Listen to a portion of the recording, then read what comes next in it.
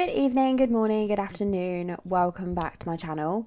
I did lie, you are seeing me slightly sooner than I anticipated, as my microphone decided to mute the other day. It was entirely my fault, more so my dog's than mine, as I leant over to let him in and I boobed the microphone and it muted it. So you do get to see the haircut. It probably looks no different to you whatsoever, but I've got a little fringe thing and I've got some layers in it. Everyone's had a fabulous week and did enjoy the Father's Day case. I don't have any more specials coming up for a while, but I was trying to think of a week of something to do. So if you can think of any themed weeks for me, please let me know and I will try my best to find some cases. I was thinking of something like a betrayal week, a killer kids week, something along those kind of lines.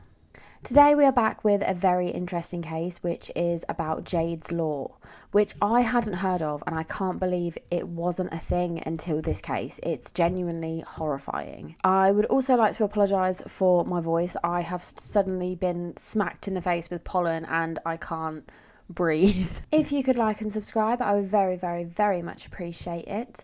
But I don't have any other housekeeping, so let's get on with today's case. Trigger warnings for today do include domestic abuse. Content warning, as always, strong language.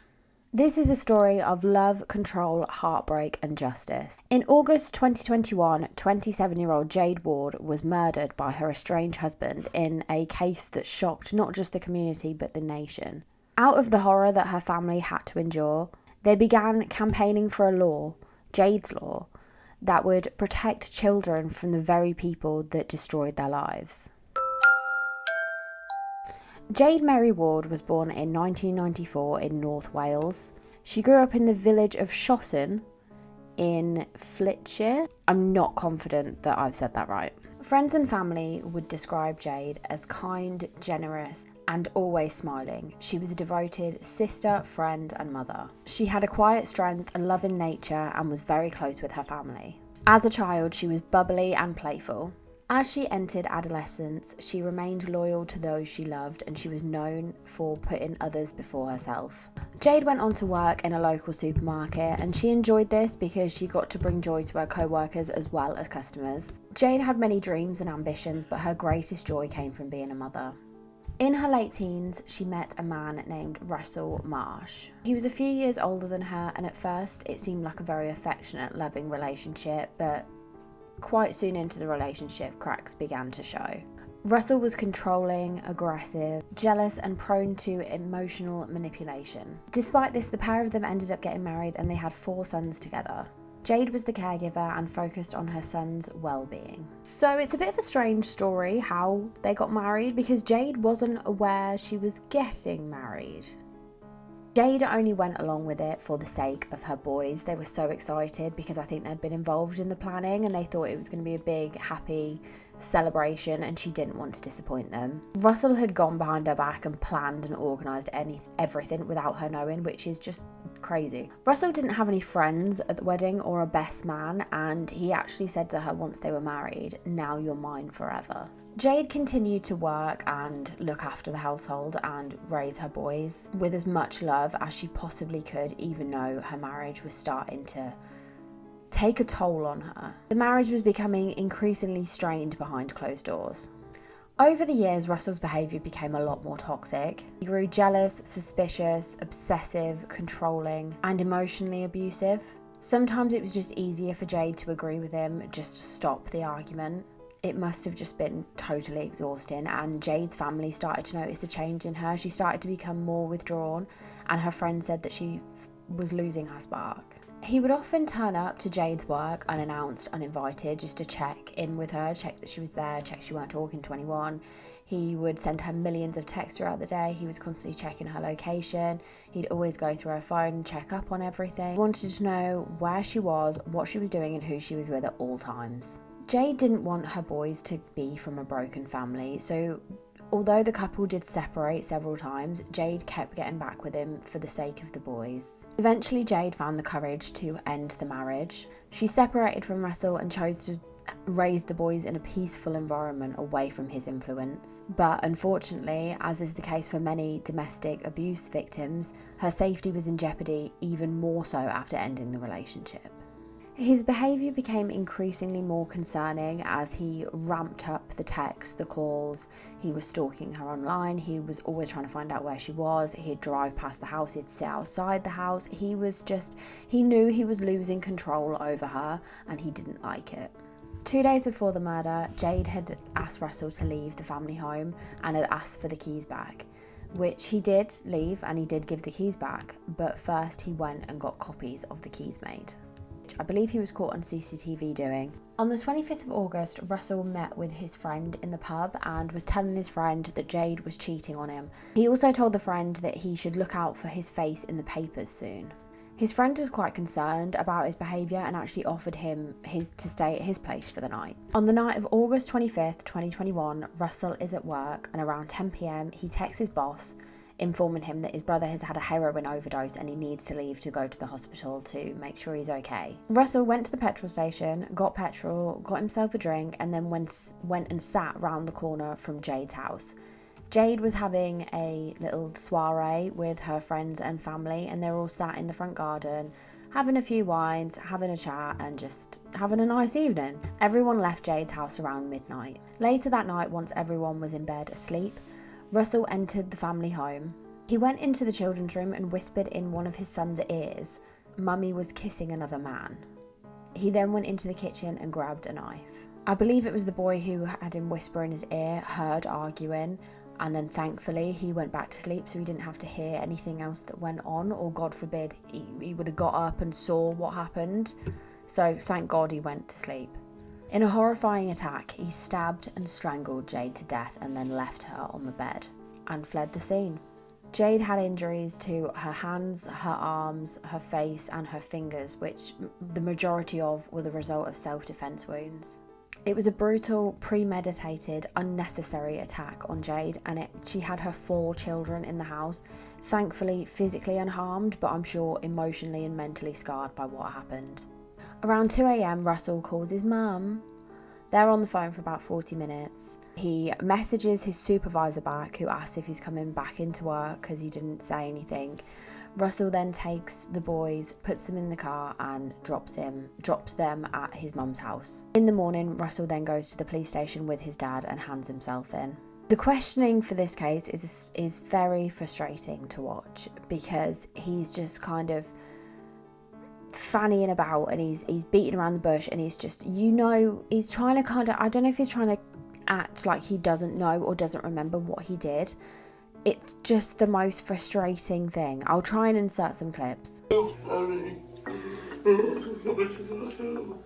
Pardon? Take some deep breaths then, slow your breathing down.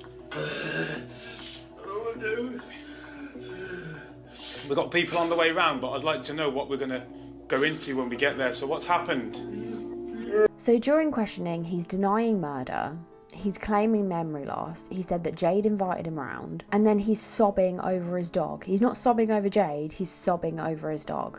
So when police first take him into the interview room, he's like inconsolable. He's shaking, he's crying, he's hyperventilating, he sounds like he's going to have a panic attack. And at this point, police don't even know what he's done, because he's not said anything. He's not said what he's done, but he's like freaking out and it isn't telling them anything. He's also not clear with when he does eventually say what he's done, he's not clear in what he says. He doesn't tell them exactly where to find Jade, and he knows exactly where Jade is. As a result of this, police investigators initially could not find Jade's body. He'd kind of piled a load of crap on top of her, kind of concealing her slightly. At 9:36 a.m, police found Jade's body. I believe her family must have lived relatively close as well, or friends as well. And there is a clip of them somewhere, I don't know if I'll be able to find it, of the police telling them that she's deceased, and the noise that comes out of these women is the most heart-shattering noise I've ever heard.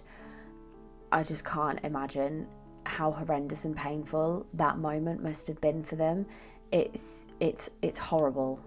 At 9:38 a.m, Russell was charged with murder, and after that he went no comment on all further interviews, but he was heaving in them. But you said those words. No comment. So of course Russell said that he was invited over by Jade, but the scene tells a totally different story. There are of course signs of forced entry. There's so many defensive wounds on Jade, and he'd been sending her horrendous, chilling messages in the days prior. His internet search history also showed that he'd been Googling if someone can survive certain stab wounds and how to break into someone's house without waking them up. The knife, the murder weapon, has never been found. This was not a crime of passion. It was coldly, calculatedly planned. In April 2022, Russell went to court. He went to Mould Crown Court. He never spoke, never gave an explanation to why he did what he did. What he did do, though, was plead not guilty, meaning that her family had to go through a trial. Just don't understand. I don't understand why you'd go into a police station and confess and then plead not guilty. That doesn't make any sense. The jury was told everything of how he had stalked Jade and carefully planned to murder her. His defence is laughable, to say the least. His defence was that she did all the self-defence wounds and the knife wounds to herself. She was apparently winding him up about her moving on, and he snapped and strangled her. So it's very much victim blaming here. Disgusting. He was found guilty of murder and sentenced to life in prison with a minimum of 25 years. It took the jury just 2 hours to find him guilty of murder, so thankfully they didn't even listen to the defence because it's disgusting. He has continued to show absolutely zero remorse for what he did to poor Jade.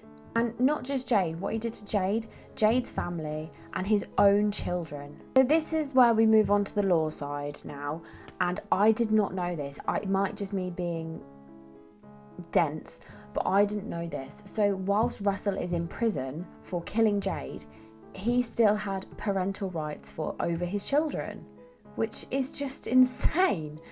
I'm laughing because it's just nuts that you couldn't murder the other parent and still have parental rights. That's not right, surely. This means that whilst he's in prison, he can make decisions about how their life is. He can make decisions about who they're staying with, how their school is going, what school they go to, medical care, he can request school reports, and even deny them receiving counselling. So Jade's family had to consult with this piece of shit whilst he's behind bars, which they described as an extension of his control, which I totally agree. So yeah, he could ask for school reports, photos, and have a say over who's looking after his kids.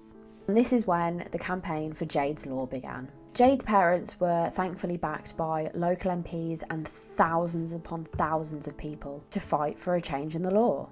They wanted automatic suspension of parental rights for any parent convicted of murdering the other parent, but especially in domestic violence cases. And the campaign gained national attention. I don't know if it's for the same reason that I would be interested in it, that I just can't believe that before this time it wasn't a thing. In 2023, the UK government committed to introducing Jade's Law, promising legislation that would prioritise the welfare of children and remove the burden from grieving families. Because I just can't believe no one thought of it before this. Like, how hard it must be to be Jade's family and you have to consult with this prick. Like, it spins my head. But well done to them for doing something about it, realising that is incredibly wrong and doing something to make a change. I say it all the time, but people and families and friends that can take the worst possible thing happening to them and change something and do good for other people is just the best possible thing you can do from a situation like this. Jade's murder was tragic, senseless, and totally avoidable. But thanks to her family's and friends' endless campaigning, her name now stands for something powerful. Jade's Law represents a step forward in recognising the long-term impact in domestic abuse, not just on the victims but on the children left behind. And that is the end of today's case. I might have a quote somewhere. Let me have a look. One quote to finally end on, sorry. Jade's mother said, "We couldn't protect Jade, but we can protect other families. That's all she would have wanted." And that's the end of today's case. I am going to be doing some more cases that are laws.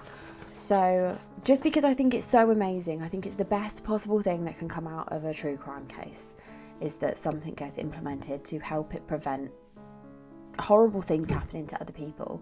And there's quite a few, so I've got a few lined up somewhere. Here it is. It's my list of laws. I've got loads on there. I've got around 42. Yeah, so if you would like some law influenced crime, please let me know. But that is all from me today. Be sure to watch the outtakes because there were so many sentences that I just physically could not get out. Positive thought of the day. My positive thought of the day is that I go on holiday tomorrow and I cannot bloody wait. And my other positive thought will be if I go to edit this and the bloody microphone's not muted, which I don't think it is. I have checked it about 1,000,000 times, but I didn't think it was muted last time either. Until next week, make good choices. Do be wary of people. That's what I was going to say. I was going to say I'll leave some links down below, but my dad interrupted me. I don't know if I got the sentence out. Who knows? Make good choices, be wary of people, never be afraid to leave or ask for help or seek support. There will always be people and services available to support you. Again, I will leave some links down below. Everyone's fabulous. Don't get murdered. See you next week. Love you. Bye.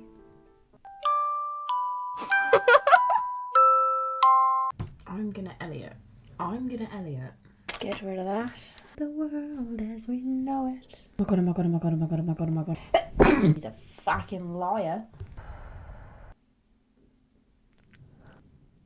I can't see. As she entered. Loyals to. Come on. As she entered as a. Finally. In her late teens and affection. To manipulate. Of them and I really can't speak today. What is he called? Russell turned up. Behaviour bestarted. Should ask for the keys back. Oh. On the 25th. I need to sneeze.